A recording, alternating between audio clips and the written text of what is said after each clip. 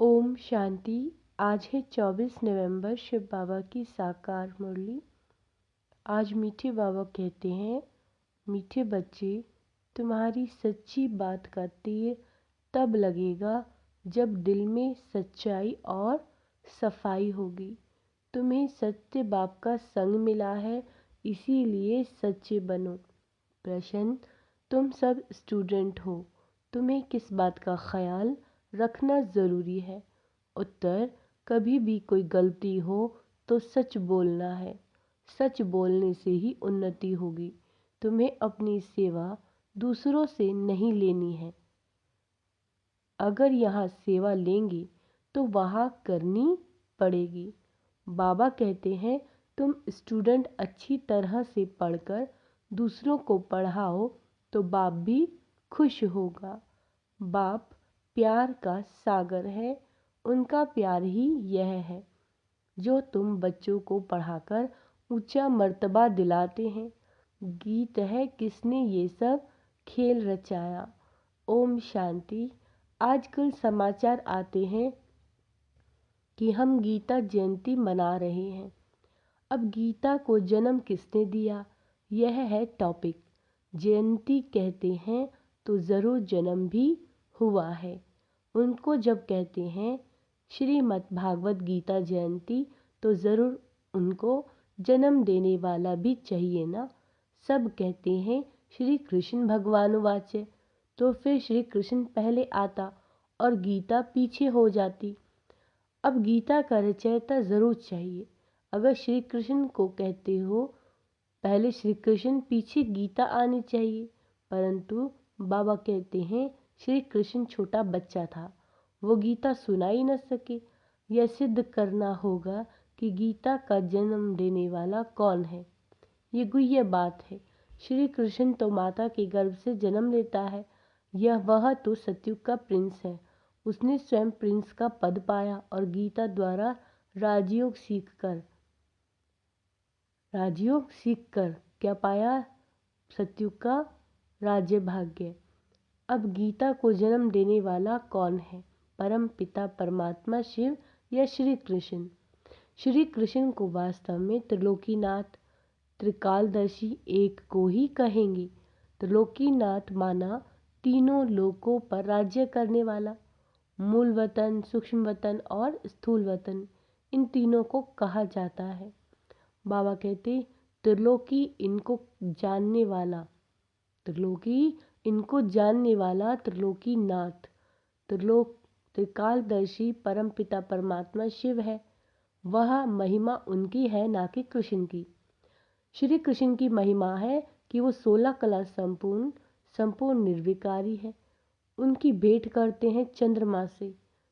परमात्मा की भेंट चंद्रमा से नहीं करेंगे, उनका कर्तव्य अलग है। वह है गीता को जन्म देने वाला रचयिता। गीता के ज्ञान व राजयोग से ही देवताएं क्रिएट होते हैं। मनुष्य को देवता बनाने के लिए बाप को आकर नॉलेज देनी पड़ती है। अब ये समझाने देने वाले बड़े ही होशियार ब्रह्मा कुमारियां चाहिए। सभी एक जैसा समझा नहीं सकते। बच्चियां तो सब नंबरवार हैं। टॉपिक भी ऐसे रखे जाएं, जो श्रीमद् भागवत गीता को जन्म किसने दिया? परम पिता परमात्मा शिव ने। उस ज्ञान सागर द्वारा ज्ञान सुन श्री कृष्ण ने ये पद पाया। सहज राजयोग से यह पद कैसे पाया, ये समझानी देनी पड़े। ब्रह्मा द्वारा ही पहले बाप ब्राह्मण रचते हैं, सभी वेद शास्त्रों का सार सुनाते हैं। ब्रह्मा के साथ ब्रह्मा मुख वंशावली भी चाहिए। ब्रह्मा को तो त्रिकालदर्शी पने का ज्ञान है। त्रिलोकी अर्थात तीनों लोकों का भी ज्ञान मिलता है। तीनों काल, आदि मध्य अंत को मिलाकर कहा जाता है। बाबा कहते हैं, और तीनों लोक अर्थात मूल, सूक्ष्म और स्थूल वतन। यह अक्षर याद करने हैं। बहुत बच्चे भूल जाते हैं। भुलाया है देह अहंकार रूपी माया ने।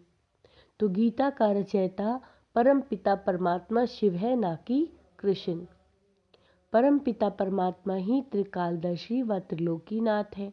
श्री कृष्ण व लक्ष्मी नारायण ने यह नॉलेज है ही नहीं।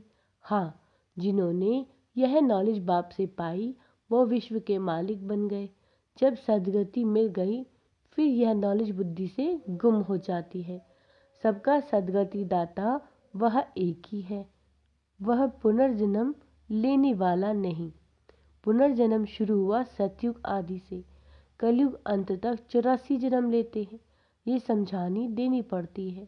बाबा कहते अब 84 जन्म नहीं लेते सब। जिन्होंने ये गीता लिखी उसको त्रिकालदर्शी नहीं कहेंगे। पहले ही लिखा कि श्री कृष्ण भगवानुवाच्य। ये एकदम रॉन्ग है। रॉन्ग भी होना ही है ज़रूर। जब सब शास्त्र रॉन्ग हो तभी तो बाबा आकर राइट सुनाए। बरोबर ब्रह्मा द्वारा वेद शास्त्रों का सच्चा सार सुनाते हैं, इसीलिए उन्हें सत्य कहा जाता है। अब तुम्हारा है सत्य के साथ संग, जो तुमको सत्य बनाते हैं। प्रजापिता ब्रह्मा और उनकी मुखवंशावली ये जगदम्बा सरस्वती है। प्रजापिता ब्रह्मा के सभी बच्चे आपस में भाई बहन ठहरे।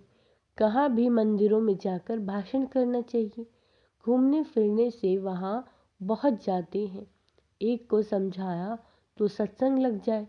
शमशान में भी जाना चाहिए, वहाँ मनुष्य को वैराग्य होता है। परंतु बाबा कहते मेरे भक्तों को समझाने से वह फट से समझेंगे, तो शिव बाबा के मंदिर लक्ष्मी नारायण के मंदिर में जाना पड़े। लक्ष्मी नारायण को मम्मा बाबा नहीं कहते, शिव को बाबा कहते हैं। ज़रूर मम्मा भी होंगी, वह है गुप्त। शिव बाबा जो रचयिता है उनको माता पिता कैसे कहते, यह गुप्त बात कोई भी जान न सके। लक्ष्मी नारायण को एक ही अपना बच्चा होगा। बाबा कहते बाकी इनका नाम प्रजापिता ब्रह्मा, विष्णु और शंकर को उच्च नहीं रखते, उच्च त्रिमूर्ति ब्रह्मा को रखते हैं। जैसे रचता शिव परमात्मा को कहते हैं, ऐसे ही ब्रह्मा को भी रचता कहा जाता है। वह तो अविनाशी है ही। रचता अक्षर कहेंगे तो पूछेंगे कैसे रचा, वह तो रचता है ही। बाकी रचना होती ब्रह्मा द्वारा। अब ब्रह्मा द्वारा परमात्मा सब आत्माओं को सृष्टि के आदि मध्य अंत का नॉलेज देते हैं। वेद शास्त्र आदि सब हैं भक्ति मार्ग की सामग्री। भक्ति मार्ग आधा कल्प चलता, यह है ज्ञान कांड। जब भक्ति मार्ग पूरा होता है तब सब पतित तमो प्रधान बन जाते हैं। तब मैं बाप आता हूँ। पहले सतो प्रधान से सतो रजो तमो में आते हैं। ऊपर से जो पवित्र आत्माएं आती हैं उन्होंने कोई ऐसा कर्म नहीं किया जो उनको दुख भोगना पड़े। क्राइस्ट के लिए कहते हैं उनको क्रॉस पर चढ़ाया, परंतु ये तो हो ना सके। नई आत्मा जो धर्म स्थापन करने आती है उनको दुख मिल नहीं सकता। क्यों? क्योंकि वह तो कर्मातीत अवस्था वाला मैसेंजर धर्म स्थापन करने आया है। लड़ाई में भी जब कोई मैसेंजर भेजते हैं तो वह सफ़ेद झंडी ले आते हैं, जिससे वे लोग समझ जाते हैं कि यह कोई मैसेज ले आया है। उनको कोई तकलीफ़ नहीं देते। तो मैसेंजर जो आते हैं उनको कोई क्रॉस पर चढ़ा ना सके। आत्मा दुख ही भोगती है, आत्मा निर्लिप्त नहीं है। यह लिखना चाहिए। आत्मा को निर्लिप्त कहना रॉन्ग है। यह किसने कहा? शिव भगवानुवाच्य। यह पॉइंट्स तुमको नोट करनी चाहिए। लिखने के लिए बड़ी विशाल बुद्धि चाहिए। समझो प्रदर्शनी में क्रिश्चियन लोग आते हैं तो उनको भी बता सकते हैं कि क्राइस्ट की सोल को क्रॉस पर नहीं चढ़ाया गया। बाकी जिसमें उसने प्रवेश किया उस आत्मा को दुख हुआ तो ऐसी बातें सुनकर वंडर खाएंगे। उस पवित्र आत्मा ने आकर धर्म स्थापन किया गॉड फादर की डायरेक्शन अनुसार। यह भी ड्रामा है। ड्रामा को भी कई लोग समझते हैं परंतु उसके आदि मध्य अंत को नहीं जानते। ऐसी ऐसी बातें सुन वह लोग कुछ समझने की कोशिश करेंगे। कृष्ण को भी कोई गाली दे ना सके। बरोबर गाली अभी ही मिल रही हैं। किसको? शिव बाबा को नहीं, इस साकार को। टीचर तो बाबा है, प्योर सोल है ये, इम्प्योर जो प्योर बन रहा है। जो समझ गए वह बिती बिती नहीं करेंगे, नहीं तो समझेंगे कि यह तो सिखाया हुआ है। फिर वह बात कोई को जचती नहीं, तीर नहीं लगता। सच्चाई सफाई बहुत चाहिए। जो खुद विकारी होगा वह औरों को कहे काम विकार शत्रु है तो तीर लग नहीं सकता। जैसे पंडित का मिसाल, राम राम कहने से नदी व सागर पार कर जाएंगे। यह अभी की बात है। शिव बाबा कहते, मुझे याद करने से तुम इस विशेष सागर से पार हो जाएंगे। कौन सा सागर? वह पंडित नहीं जानते। वैशाली से शिवालय में चले जाएंगे। बड़ी अच्छी रीति से श्रीमत पर चलना है। कहते हैं ना कि बाबा चाहे प्यार करो चाहे ठुकराओ। यहाँ तो सिर्फ समझानी दी जाती है तो भी कोई मुर्दा बन जाते हैं। बच्चों को तो लिखना पढ़ना पड़ता है। बाप प्यार का सागर है, अर्थात पढ़कर ऊंचा मर्तबा दिलाते हैं। यही प्यार है। बाप जब पढ़ाता है तो पढ़कर औरों को भी पढ़ाना है। बाप को खुश करना है। बाप की सर्विस में तत्पर रहना है। बाप की यही सर्विस है कि अपने तन मन धन से भारत की सच्ची सेवा करो। तुम्हें तो बुलंद आवाज में समझाना है। सभी नंबरवार हैं, राजधानी में भी नंबरवार होंगे। टीचर समझ जाते हैं कि यह दैवी राजधानी में क्या नंबर लेंगे। सर्विस से समझ सकते हैं कौन कौन मुख्य बनेंगे। खुद भी समझते हैं हम बाबा मम्मा जितनी सर्विस नहीं करते तो दास दासी बनना पड़ेगा। आगे चलकर तुम सबको सारा ही मालूम पड़ेगा। हम श्रीमत पर ना चले, सब क्लियर हो जाएगा। तुम बच्चे इस समय स्टूडेंट हो। इस समय तुम अपनी दासियां बनाएंगे तो खुद भी दासी बनना पड़ेगा। यहाँ महारानी बनना देह अभिमान है। सच कहना चाहिए कि बाबा ये भूल हुई। अभी संपूर्ण तो सभी बने नहीं हैं। इम्तिहान में जब नापास होते हैं तो शर्माते भी हैं। बाबा का रात्रि में ख्याल चला कि मनुष्य 21 जन्म कहते हैं, गायन भी करते हैं।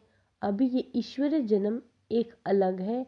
8 जन्म सतयुग में, 12 त्रेता में, 21 द्वापर में और 42 जन्म कलयुग में। बाबा कहते, ये तुम्हारा ईश्वरीय जन्म सबसे उच्च जन्म है तो स्टूडेंट है। जो स्टूडेंट है तुम ब्राह्मणों का ही ये भाग्यशाली सौभाग्यशाली जन्म है। अच्छा, मीठे मीठे सिक्के लदे बच्चों प्रति माता पिता बाप दादा का याद प्यार और गुड मॉर्निंग। रूहानी बाप की रूहानी बच्चों को नमस्ते। हम रूहानी बच्चों की रूहानी बाप दादा को याद प्यार गुड मॉर्निंग। नमस्ते मीठे बाबा, शुक्रिया। धारणा के लिए मुख्य सार। प्यार के सागर बाप के प्यार का रिटर्न करना है। अच्छी तरह से पढ़कर पढ़ाना है। श्रीमत पर चलना है। बाबा कहते, सच्चाई और सफाई से पहले स्वयं में धारण कर फिर दूसरों को धारणा करानी है। एक बाप के संग में रहना है। वरदान, निमित्त आत्माओं के डायरेक्शन के महत्व को जान, पापों से मुक्त होने वाले सेंसिबल भाव। जो सेंसिबल बच्चे हैं वो कभी ये नहीं सोचते कि ये निमित्त आत्माएं जो डायरेक्शन दे रही हैं शायद कोई के कहने से कह रही हैं। निमित्त बनी हुई आत्माओं के प्रति कभी यह व्यर्थ संकल्प नहीं उठने चाहिए। मानो कोई ऐसा फैसला भी दे देते हैं जो आपको ठीक नहीं लगता, लेकिन आप उसमें जिम्मेवार नहीं हो। आपका पाप नहीं बनेगा क्योंकि जिसने उन्हें निमित्त बनाया वह बाप है। पाप को भी बदल देगा। यह गुप्त रहस्य, गुप्त मशीनरी है। स्लोगन, ऑनेस्ट वह है जो प्रभु पसंद है और विश्व पसंद है, आराम पसंद नहीं। क्या कहा है बाबा ने? ऑनेस्ट वह है जो प्रभु पसंद है और विश्व पसंद है, आराम पसंद नहीं। मातेश्वरी जी के मधुर महावाक्य। मनुष्यों के 84 जन्म है, ना कि 84 लाख। अब हम जो ये कहते हैं कि प्रभु हम बच्चों को उस पार ले चलो, तो उस पार का मतलब क्या है? लोग समझते हैं उस पार का मतलब है जन्म मरण के चक्र में न आना, अर्थात मुक्त हो जाना। अब यह तो हुआ मनुष्यों का कहना, परंतु बाप कहते हैं बच्चों, सचमुच जहाँ सुख शांति है, दुख अशांति से दूर है, उसको कोई दुनिया नहीं कहते। जब मनुष्य सुख चाहते हैं तो वो भी इस जीवन में होना चाहिए। अब वो तो सतयुगी बैकुंठ देवताओं की दुनिया थी, जहाँ सर्वदा सुखी जीवन थी। उसी देवताओं को अमर कहते हैं। अब अमर का भी कोई अर्थ नहीं है। ऐसे तो नहीं कि देवताओं की आयु इतनी बड़ी थी जो कभी मरते ही नहीं थे। अब ये कहना तो रॉन्ग है, क्योंकि ऐसे है नहीं। उनकी आयु कोई सतयुग त्रेता तक नहीं चलती, परंतु देवी देवताओं के जन्म सतयुग त्रेता में बहुत हुए। 21 जन्म तो उन्होंने अच्छा राज्य चलाया, और फिर 63 जन्म द्वापर से कलयुग के अंत तक टोटल उन्हों के ही जन्म चढ़ती कला वाले हुए 21 जन्म, और उतरती कला 63 जन्म हुए। टोटल 84 जन्म लेते हैं। बाकी जो मनुष्य कहते हैं कि 84 लाख योनियां भोगते हैं, तो बाबा कहते वो तो भूल है।